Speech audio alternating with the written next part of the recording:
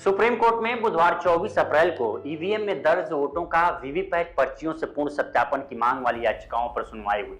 न्यायमूर्ति संजीव खन्ना और न्यायमूर्ति दीपांकर दत्ता की पीठ ने इस मामले पर सुनवाई की।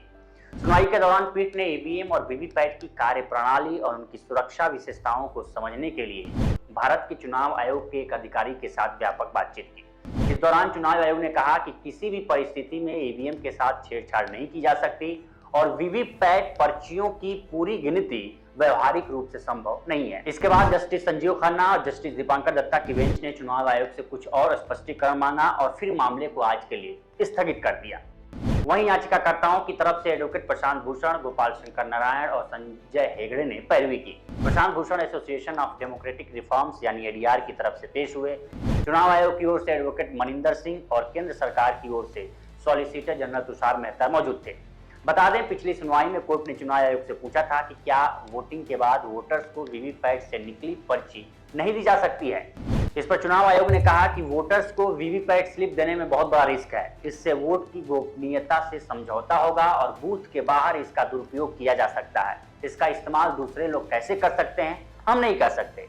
इस दौरान आयोग ने सुप्रीम कोर्ट के कुछ सवालों का जवाब भी दिया, जिसमें आयोग ने कहा कि तीनों यूनिट सीयू, बीयू और वीवीपैट के अपने माइक्रो कंट्रोलर होते हैं जो इन्हीं में लगे होते हैं।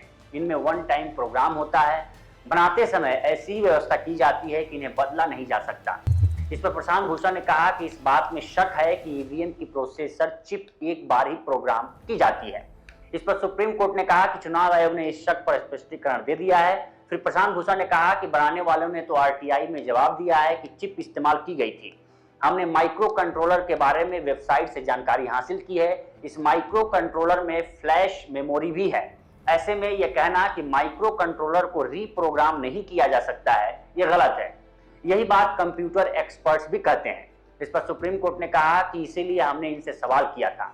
इन्होंने कहा कि इसे सिर्फ एक बार प्रोग्राम किया जा सकता है। तब प्रशांत भूषण ने कहा कि फ्लैश मेमोरी को हमेशा रीप्रोग्राम किया जा सकता है। फिर सुप्रीम कोर्ट ने कहा कि तकनीकी मामलों में हमें इलेक्शन कमीशन पर भरोसा करना होगा। तब प्रशांत भूषण ने कहा कि इन्होंने माना है कि बैलेट यूनिट से वीवीपैट और वीवीपैट से सिग्नल यूनिट में सिग्नलिंग में समस्या है। इस पर सुप्रीम कोर्ट ने कहा कि इस मामले को हमने समझ लिया है। उन्होंने कहा था कि फ्लैश मेमोरी कोई प्रोग्राम नहीं लोड की गई है, इसमें सिर्फ सिंबल यूनिट है। तो फिर प्रशांत भूषण ने पूछा कि यानी स्टैंड यह है कि फ्लैश मेमोरी रीप्रोग्रामेबल नहीं है। इस पर सुप्रीम कोर्ट ने कहा कि ये बात नहीं कह रहे, ये कह रहे हैं कि फ्लैश मेमोरी में कोई प्रोग्राम नहीं है, इसमें सिर्फ चुनाव निशान है। ये निशान अपलोड कर रहे हैं, कोई सॉफ्टवेयर नहीं।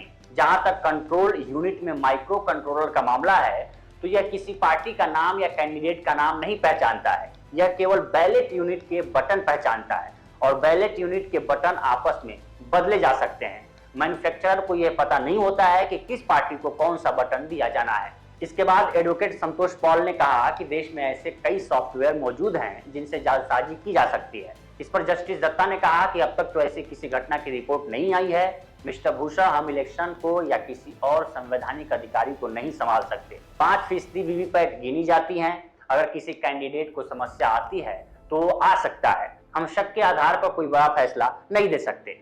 अंत में जस्टिस खन्ना ने कहा कि अगर कोई गलत करता है तो उसके परिणाम पता है। जिस रिपोर्ट का हवाला याचिकाकर्ता दे रहा है उसमें ही शक शब्द का इस्तेमाल है। वे खुद ही आश्वस्त नहीं है।